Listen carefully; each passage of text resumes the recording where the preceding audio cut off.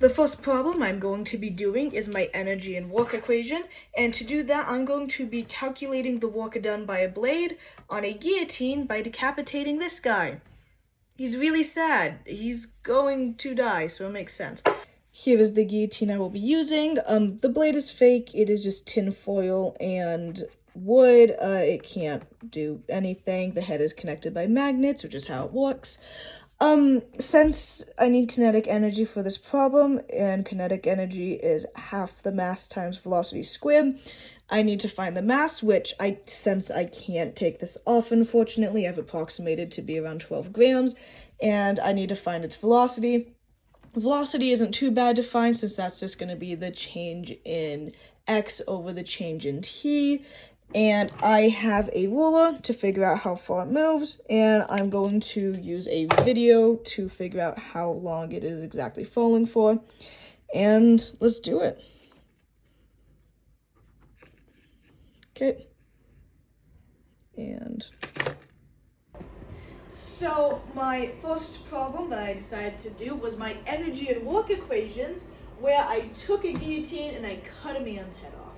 So I originally wanted to find the work done by the blade, but I very quickly realized that that would be really easy. So I decided I instead wanted to find the power done by the blade that was required to cut the man's head off. And I wanted to find the final velocity of the blade right before I cut the man's head off. So I'm going to find the final velocity of the blade first, as that one seems easier. And the equation that we need to do these is power equals work over time, because power is just the work applied over time, the work needed to do a thing. Work is just the change in kinetic energy, because all work is the kinetic energy required to do this thing. So it's kinetic energy final minus kinetic energy initial, which just the change in kinetic energy. And then we need to know our kinetic energy equations. We all know and love them. They're there. And what we have from cutting the man's head off, what we got was 0.012 kilograms for the weight of the blade. There was no initial velocity, because the blade was at rest initially and it hadn't fallen yet, it had no velocity. So we can say that its initial velocity is 0, which makes it a little bit easier to find stuff.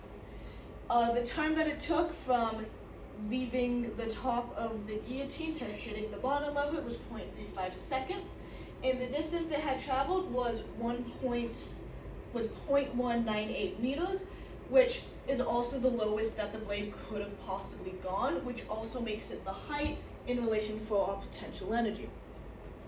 The other thing that we need to note before we can jump into it is that our potential energy is equal to our kinetic energy when the blade is falling. Since when something is in motion and actively falling, there was no potential energy when it was actively in the air, just kinetic. So we are going to take advantage of that and say that, well, when the blade is falling, it's kinetic, it's completely kinetic energy, and we can equal that to the potential at when it was up there at best. So we are first going to find a final velocity, and we're going to do that purely through energy equations, where we can find it through our kinetic energy, but we need to find our kinetic energy first, so we're going to find that potential energy. So our potential energy is going to be equal to that mass, which is that 0.012 kilograms. So our this marker is dead. So our 0.012 kilograms times our gravity, which is our 9.81, since we're in the real world and we can't use 10 sadly, times our height, which again, this is the highest the blade could have gone, and it fell as much as it could. This is its height because of that. So times that 0.198. What that's going to give you is 0.0233 joules of potential energy. And since all energy is conserved, and when the blade is falling, it is completely kinetic energy, that means that it also has this much kinetic energy while it is actively falling. So we can rewrite this and say that, well, 0.0233 joules is equal to our kinetic energy. or half times our mass times that velocity squared. Well, we know what our velocity is. It's that 0.012. So we have that 0.0233 equals our 0.012 divided by 2 times that velocity squared. Multiply 2 over, divide by 0.012, square root it. And what you end up getting is a velocity of 1.97 meters per second. So that would be the final velocity of the blade as it is active right before it hits the ground, as that's what we were trying to find. So we know what our final velocity is, but we need to look at the power of the blade that it needed to cut off the man's head.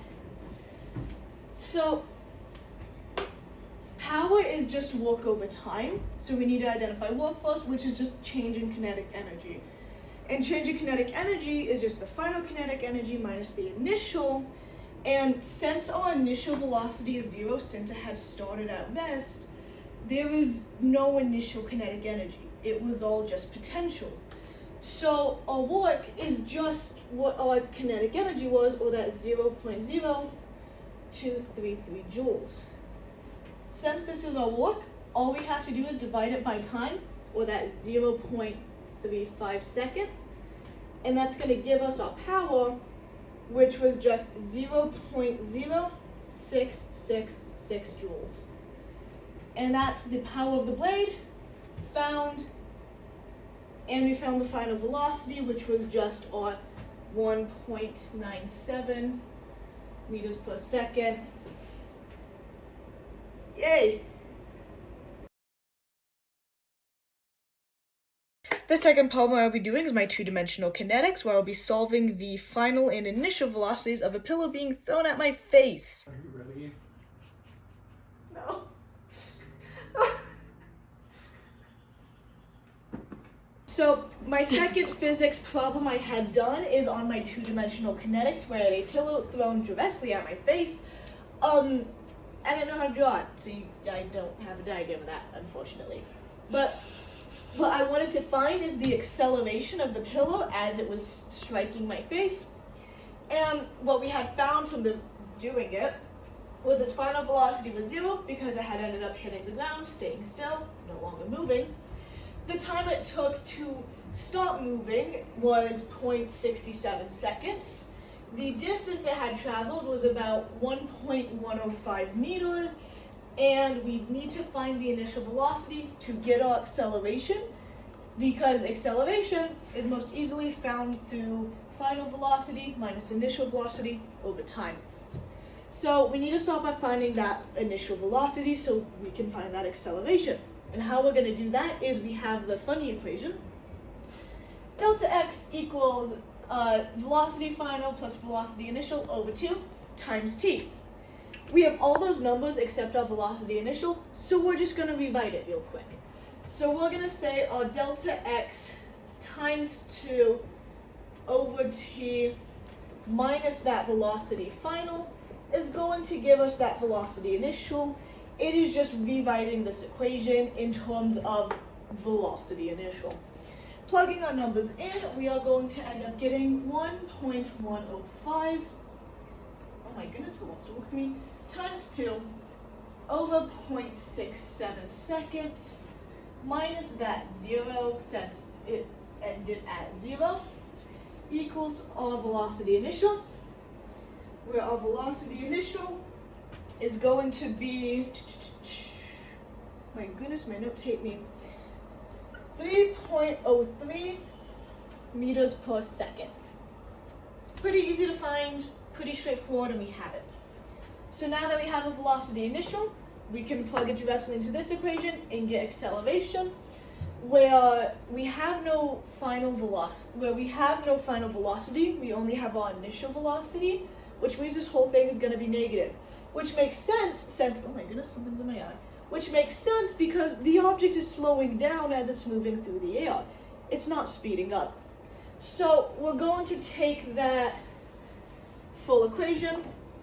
Our acceleration is going to equal 0 minus that, oh, this one's dying now too. minus that 3.03 meters per second over our time, which is that 0.67 seconds. And what that's going to end up giving you is negative 4.52, my goodness, 52 meters per second squared as our final acceleration of the pillow as it had hit my face. For my third problem, I decided to do forces on an inclined plane, where I am going to roll a can of sweet corn down my driveway and figure out its acceleration.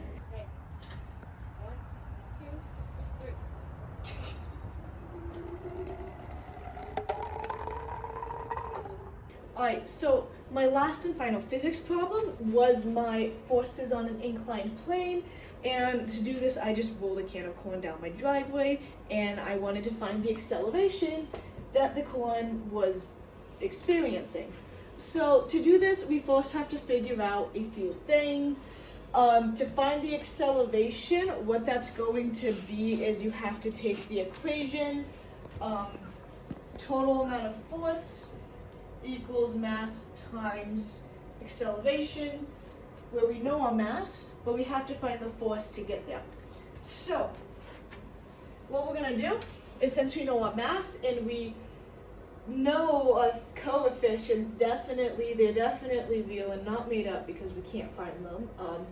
They're real, definitely.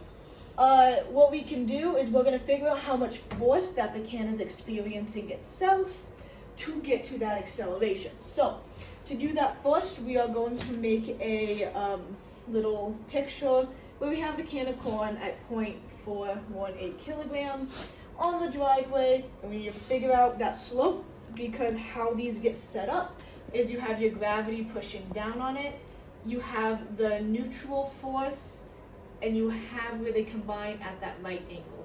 So we need to figure out what this angle is, because it's the same angle. Oh my goodness, if I could draw pictures. Because it's the same angle that's going to be right there, which we need to find things.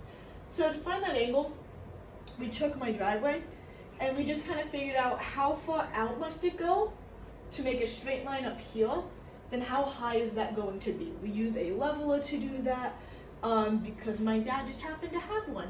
And we figured out that 1.2192 meters long and 0.221 meters up is going to make this nice triangle where we can find theta, and we can use our tangent function, because tangent is always going to be opposite over the hypotenuse, and you do arctangent to get that angle, and that angle that you get ends up being 10.27 degrees of how steep that driveway is. That's going to give you the angle of depression, which just gives you the angle of the driveway, which is what this is, which means that's what this is. So that means that this right here is 10.27 degrees. And we can now solve for anything on here as soon as we know one side, which we do. All we have to do is say, hey, this is gravity acting on it. Since this is real life, we have to use gravity as 9.81, not as 10. That did mess me up a little bit. And that means it's being pulled down by 4.1 newtons. And since we know that's being pulled down by 4.1 newtons, we can say, well, I want to find this angle right here, which will give us that neutral force, which we want to find. And then we can find this angle, which will give us the force that it's normally just rolling down the hill at. So we're going to find our neutral force first. And how we do that is we're going to take our cosine of this, because cosine is adjacent over hypotenuse. So we say we got cosine of 10.27, that is dying on me violently. Cosine 10.27, much better, is going to be adjacent over hypotenuse. So what we're trying to find over that 4.1, so we can say 4.1 times cosine of that 10.27 equals our x, and what that ends up being is 4.03 newtons which means its neutral force is going to be that 4.03 newtons, and its force over here is going to be 4.03 newtons. The next thing we want to do is we want to figure out how much force is pulling it down the hill, specifically, because we use neutral force to find our how much friction is being applied on the thing, but we need to know how much force is normally just being pushed on it.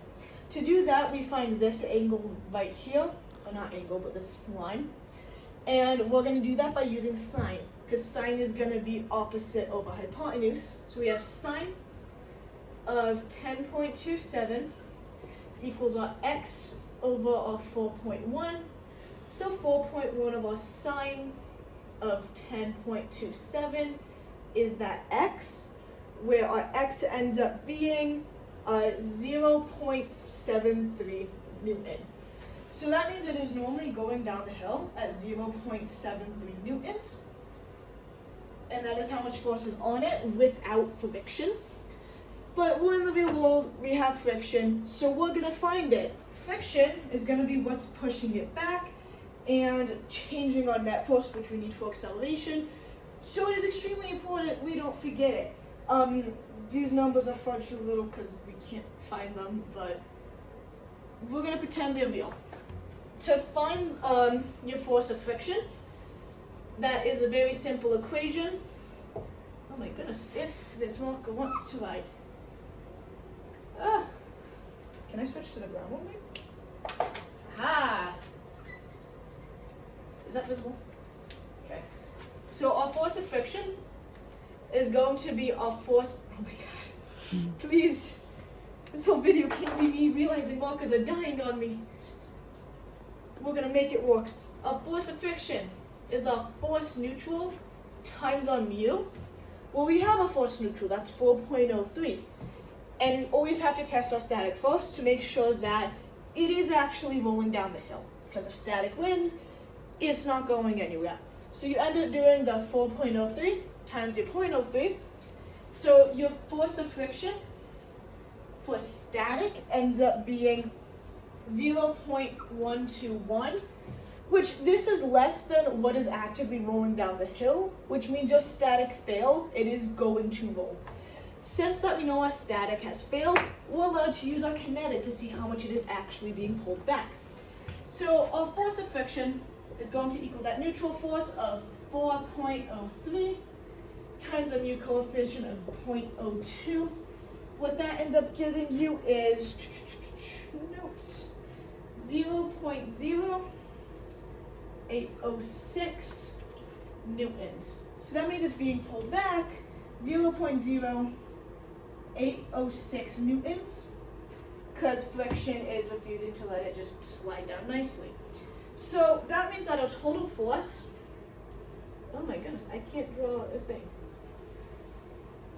So that means that our total force is going to be what is going downhill is what we are going to call positive, and what's pushing it up we're going to call negative. So it's going to be that 0.73 minus that 0.08, because that is how quickly it's actually being pulled downhill. And what you get for that is going to be a 0.649 for our total force of friction. So but our total force of friction is also our mass times acceleration. We want to find our acceleration. So we're going to say our total force of friction, or that 0.649, is going to be our mass, which is that 0.418 times our acceleration. So our acceleration is that 0.649 divided by 0.418, which ends up getting you an acceleration of 1.55 meters per second squared, which means that the can was rolling down the hill with an accelerating rate of 1.55 meters per second squared.